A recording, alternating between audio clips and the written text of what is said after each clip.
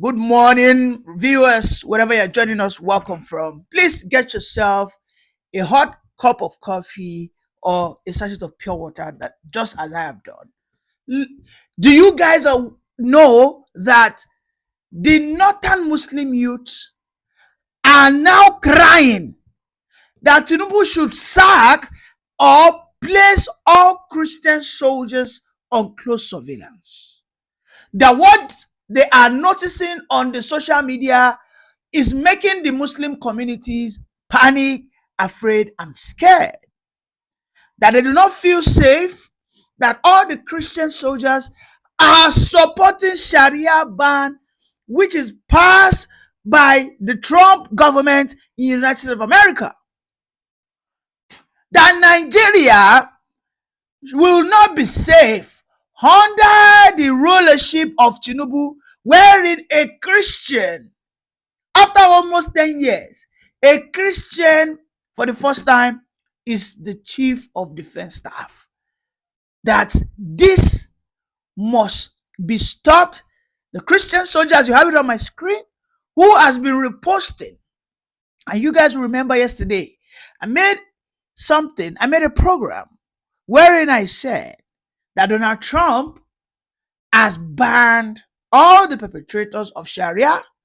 He has banned northern leaders and northern, Islamic fundamentalists that have come into their country to preach this Islamization agenda. I mean, is it not a coincidence? Let us understand one thing, okay? For many years, and as it stands currently today, in the Nigerian army population, who do you think are more? The Christians or the Muslims? I am not here today to push any form of religious conflict. But what is clear and apparent is we have always known that historically we have always had more Northerners who are Muslims as the Nigerian army. We have always seen how, should I call it, some privileges has been given to Northern children, youth, on how they gain promotion.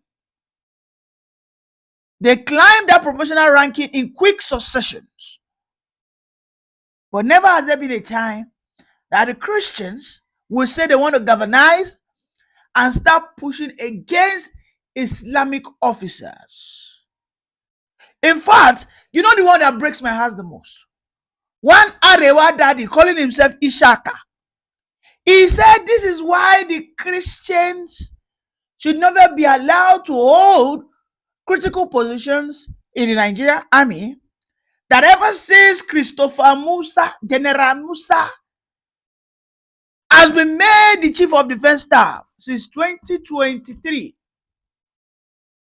that the Christians officers have been, their teeth and their lips has been sharpened. And today they are so brave and bold that it is not a welcome idea that he backs the northern elders' demand seeking for the immediate sack or dismissal of General Musa. But let me tell you guys, General Musa goes nowhere. I have always said that I pray and I hope General Musa never sleeps or loses his guard, because a lot is against him, because he has dared to challenge the status quo.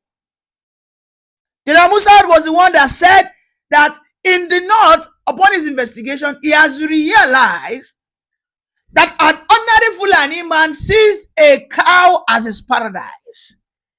No Nigerian army has ever had such audacity to speak such blunt truth. I mean, we all know this, that a Fulani man does not, he does not revere or really care, all right, for any other material things other than his cattle, because he has monetized his cattle, his investment are his cattle. If you want to know how wealthy or how rich a Fulani man is, all you need to do is count the numbers of cows he has. And when Fulanis are passing down their what? Their wealth in terms of what? Generational wealth. What they do is they will their cows to their children. And these were the words of General Musa. And this is why they hate him. Because he has exposed them for who they are. What has this young man, something Ubaka, I think Chris underscore Umbaka, since yesterday on the TL, all the northern Muslim youth, from the likes of Babangida to Usman to Sariki, they all have been calling for his immediate disciplinary actions to be taken against him. He didn't tweet. But because he's a soldier, right now, they said he is being biased. Have we not seen one? In fact, there was one guy, a Nigerian army at that time, immediately he changed his flag to Palestinian. What does that mean? He changed his flag to Palestinian flag. A Nigeria serving army. But now he has been dismissed, by the way. That same guy didn't just change his Palestinian, from Nigerian flag to Palestinian army. He went ahead to start issuing threat that he will buy very dark man. That is it, you have it on my screen, which was done by FIJ. I am not here to push false narrative, my people. And this is why I said, get yourself a cup of hot coffee or table water or pure water. Let me drink this one.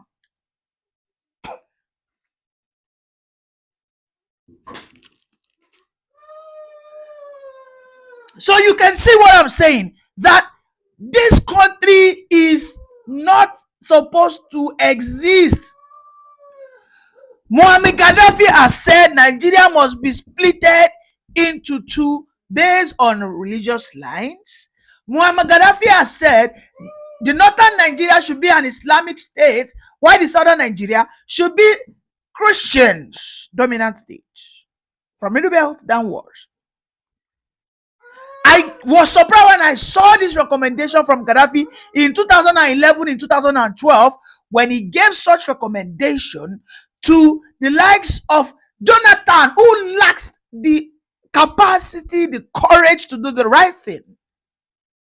When our Nigerian army today is being polarized, when some elements in the north, in the Arewa, calling themselves the conscious Arewa youth, saying that this guy should be dismissed because he is only retweeting something that threatens the sovereignty of America. Okay? Because he believes his religion. I'm talking about the Christian Mbaka here. Because it's the religion got a better of him. Have we not seen in so many places wherein some soldiers who have from the Islamic extraction will be somewhat, they'll be sort of malicious to cities and towns that are Christian dominated? Has there not been so many allegations against the officers that are northerners of northern ethnic extraction, who are sent to Benue, who are sent to Plateau, who they say that most times do not want to repel the Fulani gunmen that attacked them in Yeletawa? In fact, immediately after the attack of Yeletawa, whereby nothing less than 300 people were died in cold blood, we saw that the Yeletawa youths came out and said, let the Hamis leave. That they are not ready. That when they were supposed to repel these elements, they said they got a distress call and then they left. For over 1 hour, 30 minutes, that those people came in and perpetrated such evil, they were away. Only to find out that most of those officers were of the northern extraction. So please, how will a nation wherein its army is being polarized on religious lines, please tell me how that nation want to survive if we are not just continuously deceiving ourselves, And so many of my subscribers will say that Nigeria has ended. Well, me, I know, say, the person was supposed to do it, now Jonathan, but he was scared. In 2014, when Nigeria ended, according to the what? The treaty that was signed in 1940, that over 100 years, the Nigerian people will have to sit together, have a conversation. Do we want to remain as a union, or we want to go into splits of nations? That time, Jonathan was booted out. Okay, he was booted out because the Northerners immediately rallied themselves and they said Jonathan must be stopped. And he was indeed stopped. They brought in their the leader of their caliphate, who was Buhari, and he came back and he restated the Fulanization agenda. Ever since then, we have seen the rise of Fulani marauding areas. Ever since then, we've started having conversation about rural and urban grazing areas. Ever since then, we have heard Fulani herdsmen carry, they are wielding guns openly on the street of Nigeria. Ever since then, we have had issues that the Northerners occupied all the security, what's it called? All the security lines. Okay, so that is the matter. So we must, as a country, begin to tell ourselves the truth that this guy that they are trying to ensure he gets peace, let us, in solidarity, be with him. As a matter of fact, we must begin to point out how they, in the past, how so many officers of Muslims extractions have also supported Palestine, how they have openly supported Shariah, how they've been discriminated to Christians. We have to do that. All right. So, in another news, what we have is the Mieti Allah. In a surprising turn or twist, the Mieti Allah have now banned open grazing in Southwest. You know, never see anything. So all it took all along was just a man like Tinubu, a brazen bigot, to come out to do what we call self-preservation. Tinubu does not believe in one Nigeria. Nobody can tell you that Tinubu believes in one Nigeria. Tinubu, all his actions does not spell out that he believes in one Nigeria. Because it does. His army, his Nigerian chief of army staff wouldn't have been a Yoruba, wherein his most of his service, the service heads wouldn't have been Yoruba, from army to police to customs to, nobody believes in one Nigeria and it does that. So I think he's trying to do what we call self-preservation. Because it is when you do self-preservation, the North becomes worrisome. That the trap that is out there is the one Nigerian toga. It's a trap. Because when you do that, your region will still not be solid. Okay? And this is why I sometimes disagree that some of our southern politicians must stop being cowards. Yes. The North, at every point in time, we say they have to protect the northern interests. Neither have I ever heard the southern politicians say, let us protect the southern interests. It is not as if we don't have the southern interests in existence. But they will never agree, let us protect the southern interests. On this note, the southern interest is to be free of the northern, power brokers. Yes. That is just the truth. The southern interest is for us to be able to do our things in our own way. We shouldn't have to always, wait for the north before we do one or two things. We shouldn't have to always look, carefully or fearfully, like, let us bring in this and this. We say, the North will not accept it. No. We should be free of all manner and forms of northern encumbrances that has been holding our development. But only when the South agree and speak up for the southern interest, that will never happen. That will never happen. Because the North are self-preserving. They use their religion, they use their selfish interest, they use their Fulanization agenda. They do what we call self-preservation. They don't joke with it. Why do you think they're so hungry that they want to return back into power today? Why do you think they are so scared that Tinubu must not do more than 4 years? Why do you think they are seeking for a man in the South who will not put the South first above the North? They will never, listen, the Northerners will never support a candidate that will start thinking about the South or the Middle Belt first before the North. No, not, Well, why you want to take Dua? Today we can see the likes of the former Attorney General Malami, all of them now openly supporting Atiku. You think they don't know what they are doing? They have asked Obi, you tell when you if we eventually now iffy an iffy statement, which I don't see it happening, because I am seeing posters flying around now with Atiku, with Malami, Atiku, with El-Rufai. I am seeing what is going on. Oh, heavily, every campaign, aggressive one. So the condition is Obi, if they are going to allow Obi to become the president, he will put the northern interest first. I mean, what sort of presidency is that? What sort of conditions are that?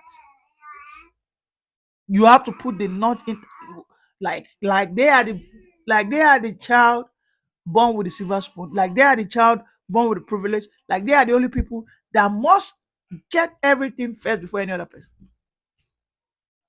I'm telling you. For Tinubu to be their person now, let Tinubu just change everything. Let him change all the appointments to not. Let him change all those things to not. You see, they'll start singing his praise. They'll start singing his praise. Tinubu now, who has been talking about state police creation, Tinubu has been, let him stop all those. Okay, we'll no longer talk about state police creation. Okay, I will sack General Musa and appoint one Abubakar Balewa, this thing. Tinubu is the best thing after sliced bread. Yes, Tinubu is the one. That's what they will start telling you. That is what they will start telling you. You think Obi will get there and Obi start appointing one Emeka as the chief of defense staff? Because he feels he's competent and he wants to really fight against the insurgency in the north. Because he has understood that he cannot use brothers to tackle brothers. They are immediately they'll start calling for the head of Obi. They'll start calling for his head. So the idea of one Nigeria for me has ended in 2014. Long ago. Because it's just waste of time. It is just we are in a loop of deceiving ourselves. And indeed, only when people who are by God maybe have a way to crawl into that position of power and they push what we call preservation, they push what we call these things, then the North gets right up, they get triggered, and then they start asking for, no, I don't believe. I mean, I saw a post whereby El-Rufai says he doesn't believe in one Nigeria. I said, really? Isn't that interesting? You don't believe in one Nigeria anymore? Now, because Tinubu don't press everybody neck. And that's the way to go. Fortunately, that's the way to go. It's a by God that will come and scatter this country. And like I said earlier, I think Tinubu will be the one that will eventually end this unholy wedding between the North and South. If you're just joining, please can you like, subscribe, and share. Bye for now. The Fulani man favors his cow than a human being. That's the mentality. He doesn't have land. He doesn't have everything. He thinks is his cow. So to him, when you kill his cow, it's like you've killed him. And in his own kind of ideas, he thinks taking revenge on humans. And that's why those are the issues we're saying. Now, what happens? We have a lot of youths from the native. Both the Fulani have criminals that are youths that are criminals. The natives have youths that are criminal. Now, what they do is that those guys work together. We have the natives that also have their headers. They have animals with the Fulanis. The native criminals, youths, will go and rustle their own fellow native cows and give it to the Fulani criminals. Those ones will go and sell. Or the Fulani criminals will go and rustle and give these ones to go and sell. So it is a business. That is what they are doing from within. And the issue is that, yes, once you do this, these guys are going to come to want to take revenge, because, the Fulani one thinks once you take his eye, it's like you are killing him. He's coming. They will run away. When they run away, who gets killed? Women and children and elderly.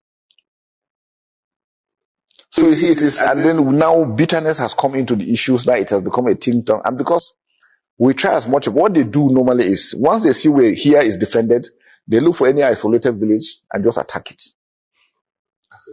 As a revenge. The idea is that they've killed somebody.